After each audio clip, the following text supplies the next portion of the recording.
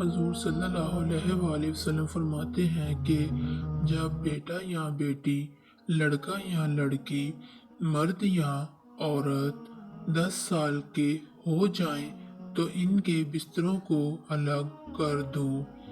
ان کے بستروں میں جو رات کے آرام کے بستر ہیں ان کے بیچ میں فاصلہ کر دو۔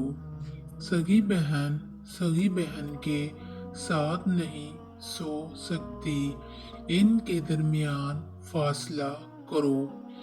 درمیان میں تکیہ رکھ دو یا کوئی اور چیز رکھ دو۔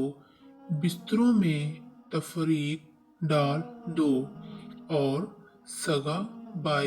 سگے بھائی کے ساتھ نہ سوئے۔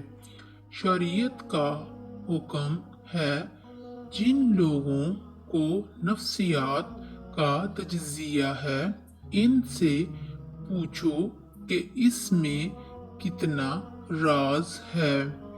شریعت کے اس حکم میں کیا شفقت و رحمت ہے، لہذا اپنے 10 سال کے بچوں کو بھی اکٹھا مت لیٹنے دو۔